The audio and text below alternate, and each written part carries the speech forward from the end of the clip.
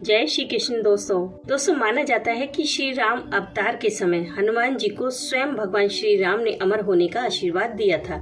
इसी कारण हनुमान जी का प्रताप चारों युगों में रहा है और आगे भी रहेगा, क्योंकि वे अजर अमर हैं। अंजनी सुत जब तक चाहें शरीर में रहकर इस धरती पर मौजूद रह सकते हैं। हनुमान जी की स्तुति के लिए आज के समय में सबसे सरल और सहज वंदना हनुमान चालीसा को ही माना जाता है। आज मैं आपको हनुमान चालीसा की कुछ ऐसी चौपाइयाँ बताने वाली हूँ जिनके पाठ से आपके जीवन की 9 बड़ी समस्याओं का हल हो सकता है। दोस्तों माना जाता है कि पूरे ब्रह्मांड में हनुमान जी ही एकमात्र ऐसे देवता हैं जिनकी भक्ति से हर तरह के संकट तुरंत ही हल हो जाते हैं, और यह एक चमत्कारिक सत्य है। हनुमान चालीसा को महान कवि गोस्वामी तुलसीदास जी ने लिखा है। इसका महत्व कलयुग में इसलिए भी माना जाता है क्योंकि ये पढ़ने में और समझने में बहुत ही सरल और सहज है। इसमें हनुमान जी के संपूर्ण चरित्र का वर्णन हो जाता है, जिससे उनकी भक्ति करने में आसानी हो जाती है। हनुमान चालीसा सच में अपने आप में एक संपूर्ण रामचरितमानस की तरह है। हनुमान चालीसा लिखने वाले तुलसीदास जी भगवान राम के बहुत बड़े भक्त थे। उनके इसी विश्वास के कारण औरंगजेब ने उन्हें बंदी बना लिया था।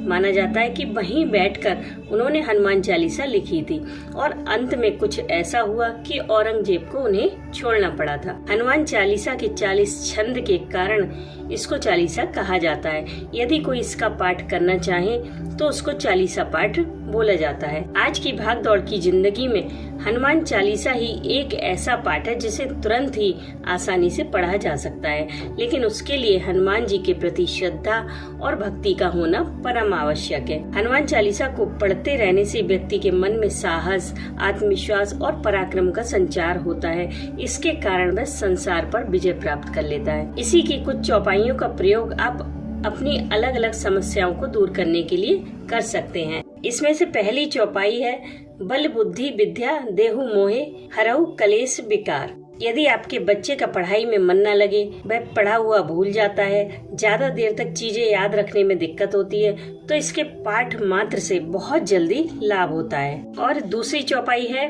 भूत पिशाच निकट नहीं आवे महावीर जब नाम सुनावे। अगर आपके मन में अकारण ही भय हो, बात बात पर आपके मन में नेगेटिव थॉट आते हो, तो इसका पाठ आपको अवश्य करना चाहिए। तीसरी चौपाई है, भीम रूप धरे असुर संहारे रामचंद्र जी के काज संवारे। अगर आप किसी इम्पोर्टेंट काम को सिद्ध करना चाहते हैं तो इस चौपाई का जाप करें। चौथी चौपाई है, नासे रोग हरे सब पीरा जपत निरंतर हनुमत वीरा। यदि आप लंबे समय से किसी बीमारी से पीड़ित हैं, दवा कुछ खास असर नहीं कर रही है, तो इस चौपाई का पाठ करने से बहुत जल्दी दवाइयाँ कम हो जाती हैं और व्यक्ति स्वस्थ होने लगता है। पांचवी चौपाई है, संकट कटे मिटे सब पीरा जो सुमिरै हनुमत बलबीरा। यदि आपके प्राणों पर संकट आ गया है और आप बहुत कष्ट में हैं, तो इस चौपाई का पाठ करने से आपको अपने कष्टों से छुटकारा मिल सकता है। छठी चौपाई है, जो सतबार पाठ कर कोई छूटे बंद महासो कोई।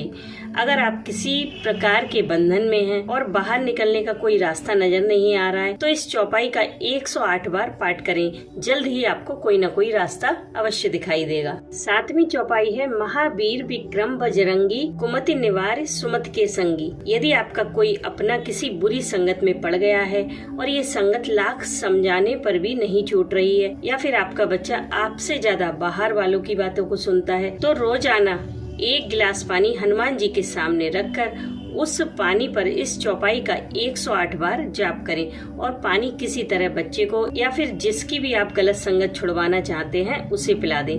यह प्रयोग 41 दिन तक लगातार करें, आपको लाभ होगा। 8वीं चौपाई है, सब सुख लहे तुम्हारी सरना तुम रक्षक काहू को डरना। अगर आपको किसी भी प्रकार का डर सता रहा हो या फिर किसी भी तरह की चिंता हो, तब आप इस चौपाई का पाठ करें।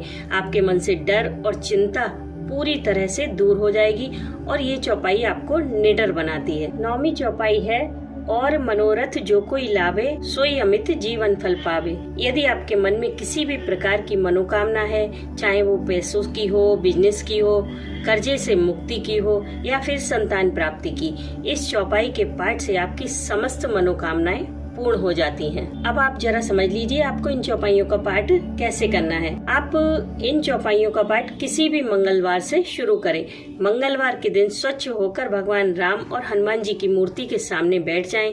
एक चमेली के तेल का दीपक जला लें। अगर आपके पास चमेली का तेल नहीं है तो आप दीपक तिल के तेल का भी जला सकते हैं। एक गिलास पानी रख लें सामने, फिर हाथ में जल, फूल और थोड़े से चावल लेकर 41 दिन के अनुष्ठान का संकल्प लें। उसके बाद सबसे पहले भगवान राम का स्मरण करें, फिर आपकी जो भी कामना हो उसी चौपाई का आप 108 बार पाठ करें। पाठ आपको तुलसी की माला से करना है।